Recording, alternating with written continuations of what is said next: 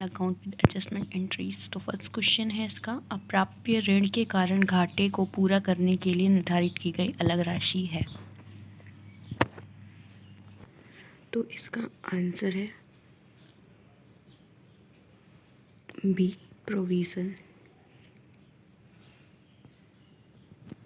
Next question है, निम्न समायोजनों से पूर्व शुद्ध लाभ 3,60,000 रुपये, आदत वेतन 20,000 रुपये, पूर्वदत्त बीमा 26,000 रुपये। आफ्टर एडजस्टमेंट नेट प्रॉफिट इस उक्त समायोजन के पश्चात लाभ होगा। तो इसका आंसर ये है, पहले नेट प्रॉफिट, फिर बिफोर एडजस्टमेंट से एड प्रीपेड इंश्योरेंस करेंगे, देन लेस आउटस्टैंडिंग सैलरी, फिर हमारा आ जाएगा नेट प्रॉफिट। तो इसका आंसर होगा इसका आंसर होगा ए, 3,66,000। नेक्स्ट क्वेश्चन है, पूर्वदत्त व्यय के समायोजन के लिए प्रविष्टि प्रभावित करती है। An adjustment entry for prepaid expenses affect. तो इसका आंसर होगा फर्स्ट, असेट्स एंड एक्सपेंसेस।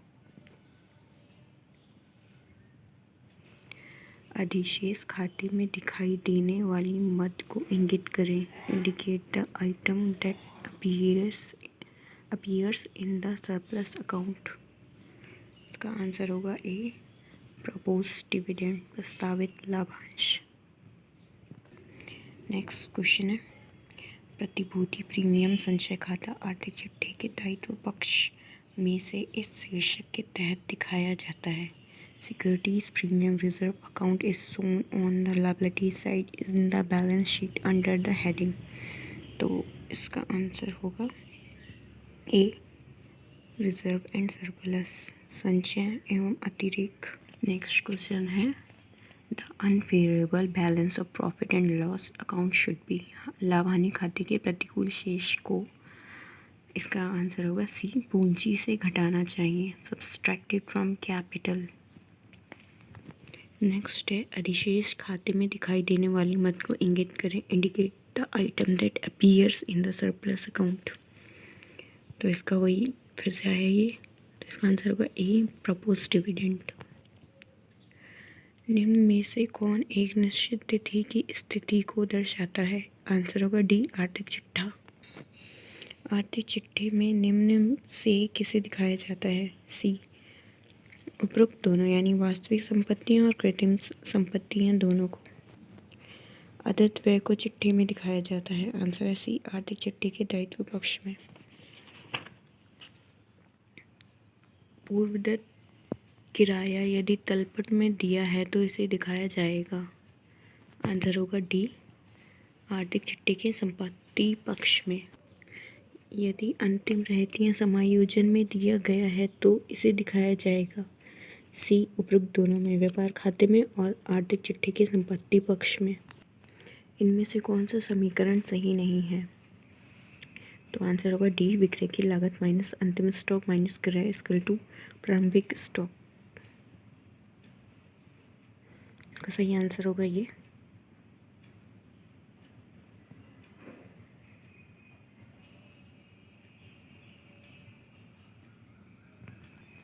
यह एक व्यवसायी प्रारंभिक स्टॉक को लागत से 10% अधिक का मूल्य करता है। यदि प्रारंभिक स्टॉक के मूल्य 27,500 रुपये लिखा गया हो तो उसकी लागत होगी। तो इसका आंसर होगा सी, 25,000 रुपये।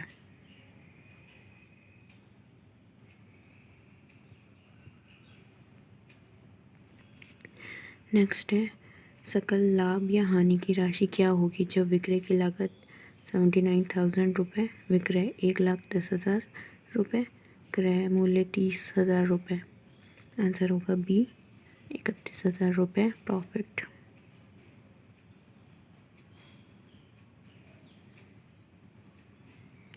नेक्स्ट है, इनमें से कौन सी संपत्ति स्थायी संपत्ति नहीं है। आंसर है सी, रोकड़।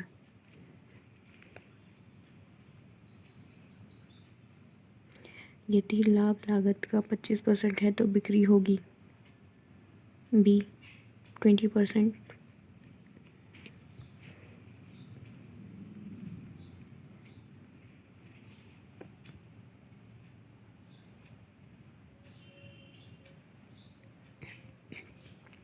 ऐसी संपत्तियां जो कि व्यवसाय में लाभदायकता बढ़ाने के लिए क्रय की जाती हैं, ना कि पुनः बेचने के लिए कहलाती हैं।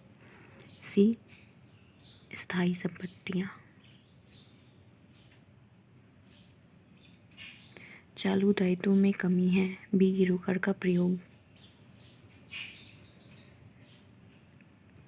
वर्ष के आरंभ में एक फर्म का पूंजी खाते का शेष ₹1,00,000 था। वर्ष के अंत में फर्म की कुल संपत्तियां ₹1,50,000 की तथा कुल दायित्व 70,000 के थे। यदि उस अवधि में कुल आहरण की राशि ₹30,000 की थी तो वर्ष का शुद्ध लाभ शुद्ध हानि क्या था? आंसर होगा ए, ₹10,000 का लाभ।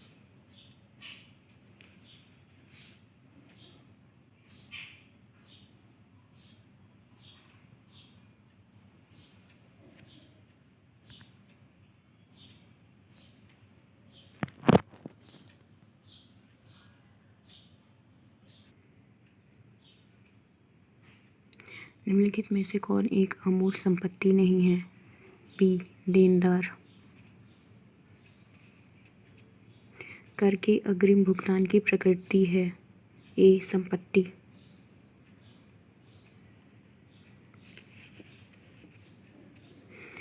एक कंपनी के चिट्ठे में आयातित लाभांश को दिखाया जाता है निम्न में से किस शीर्षक के अंतर्गत? सी, चालू दायित्व।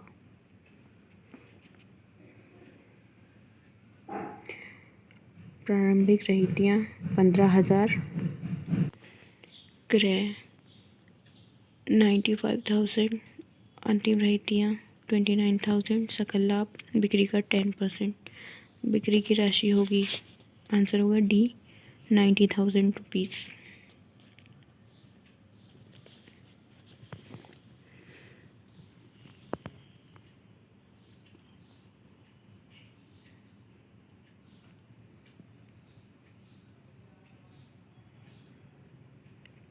नेक्स्ट है, यदि सकल लाभ दर बिक्री का 25% है तो तथा विक्रयित माल की लागत ₹1,00,000 है तो सकल लाभ की रकम होगी। डी, 33,333।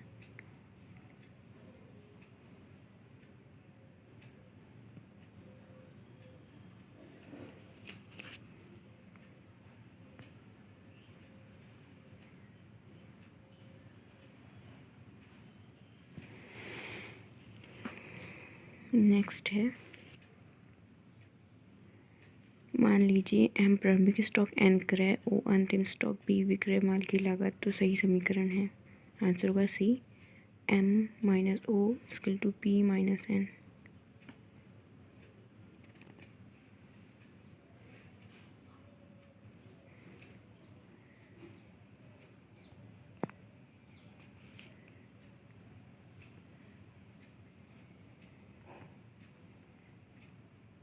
नेक्स्ट है, किसी व्यावसायिक प्रतिष्ठान में अशुद्ध ऋण संचय का प्रारंभिक शेष ₹5,000 है। कुल विक्रय ₹6,00,000 है जिसमें से ₹1,00,000 की नकद बिक्री है। बकाया देनदारों के संबंध में 1% का प्रावधान किया जाना है। वर्ष के लाभ हानि खाते में इस संबंध में डेबिट की जाने वाली राशि होगी, आंसर है डी, 0।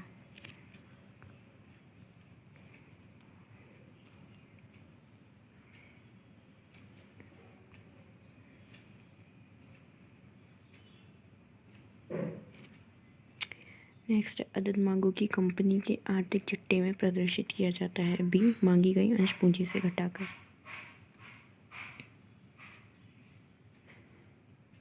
यदि प्रारंभिक स्टॉक ₹2,45,000, क्रय ₹15,00,000, विक्रय ₹17,40,000 तथा सकल लाभ दर लागत 20% है तो अंतिम रहतियाँ होंगी। तो इसका आंसर होगा बी, 2,95,000।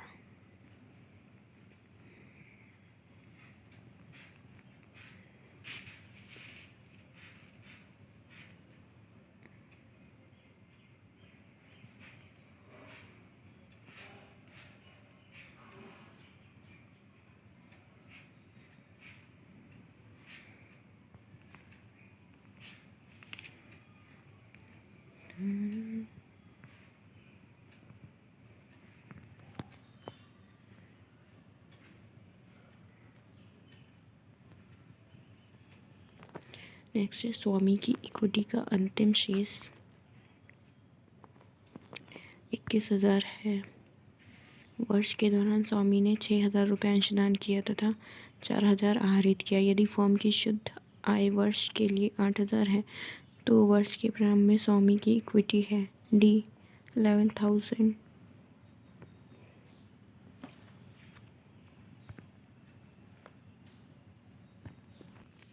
वर्ष के दौरान क्रय रुपये 60,000 के थे। माल के स्टॉक शेष वर्ष के प्रारंभ व अंत में क्रमशः 12,000 व 9,000 तथा सकल लाभ विक्रय का 1/5 था। सकल लाभ की राशि होगी। आंसर है ए 15,0750।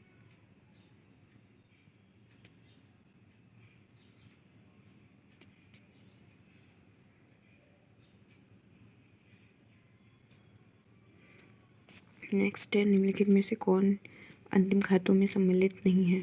सी रोकड़ बही।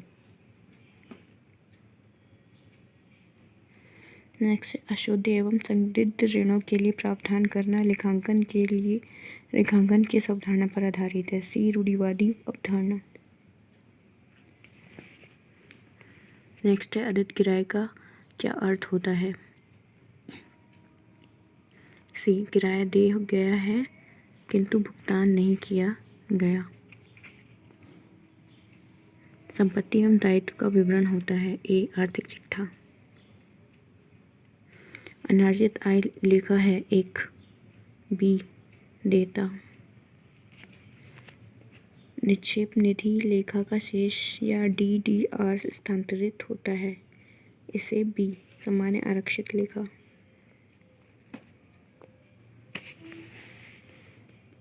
शेष परीक्षण पत्र यह ज्ञात करने के लिए तैयार किया जाता है। डी वित्तीय लेन देन के अंकगणितीय शुद्धता।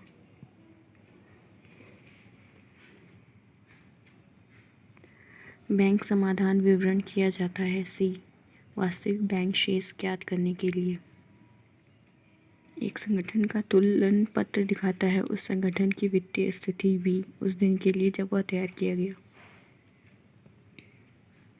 एक कंपनी के तुलन पत्र में साख भवनों और ट्रेडमार्क को किस शीर्ष के अंतर्गत दिखाया जाता है? ए अचल परिसंपत्तियां।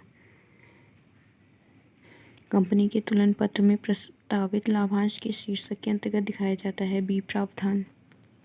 एक कंपनी के तुलन पत्र के देयता पार्श्व के किस शीर्षक के अंतर्गत बेदावी लाभांश को दिखाया जाएगा? आंसर होगा सी चालू देयता। निम्नलिखित में से कौन एक शेष परीक्षण पत्र द्वारा उद्घाटित नहीं होगा? डी प्रतिपूरक त्रुटि।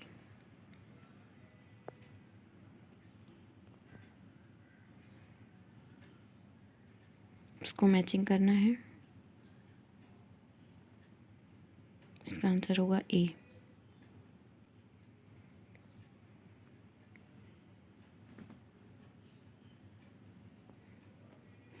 उद्धृत उच्चंत खाता है। आंसर होगा एक वस्तुगत खाता। बेचे गए माल की लागत रुपये 20,000 हो, सकल लाभ रुपये 5,000 एवं विक्रय वापसी रुपये 10,000 हो तो उपरोक्त आंकड़ों के आधार पर बिक्री निर्धारित कीजिए। तो आंसर होगा सी 25,000 रुपये।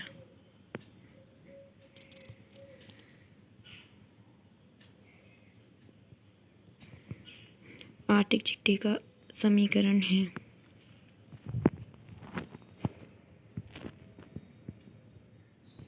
आंसर है ए संपत्ति दायित्व प्लस स्वामी की इक्विटी। नेक्स्ट है, यदि लेखन वर्ष के अंत में पूंजी 20,000 है, वर्ष का आहरण रुपये 10,000, वर्ष के प्रारंभ में पूंजी रुपये 12,000 और वर्ष के अतिरिक्त लाई गई पूंजी 14,000 है तो वर्ष का शुद्ध लाभ होगा। आंसर होगा सी 4,000 रुपये।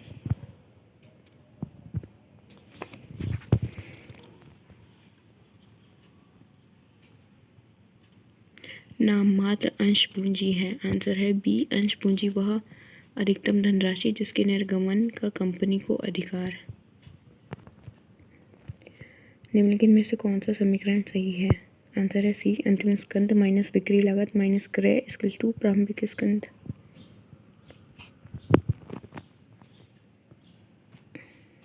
नेक्स्ट है, यदि लाभ विक्रय का 25% है तो लागत पर लाभ प्रतिशत होगा। आंसर है डी 33.33%।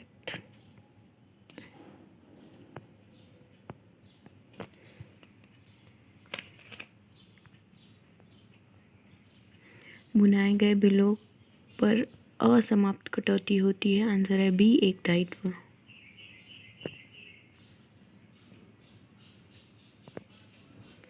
प्रश्न में दो वक्तव्य हैं, एक को कथन ए तथा दूसरे को कारण आर कहा है। आपको दोनों वक्तव्यों का सावधानीपूर्वक परीक्षण करना है और निर्णय करना है कि क्या कथन ए का कारण पृथक सही है, या यदि ऐसा है तो कारण कथन का सही स्पष्टीकरण है। तो आंसर है तुलना ए। तुलना पत्र किसी व्यवसाय की मालकियत प्रकट नहीं कर पाता। कारण आर, परिसंपत्तियां मात्र परिशोधित लागतें हैं। आंसर होगा ए और आर दोनों सही हैं और आर ए का सही स्पष्टीकरण है। बैलेंस शीट किस विशेष डैश की आर्थिक स्थिति को बताता है। आंसर है ए, तिथि। नेक्स्ट है, यदि लाभ बिक्री का 50% है तो यह लागत का प्रतिशत होगा। तो इसका आंसर होगा ए, 100%।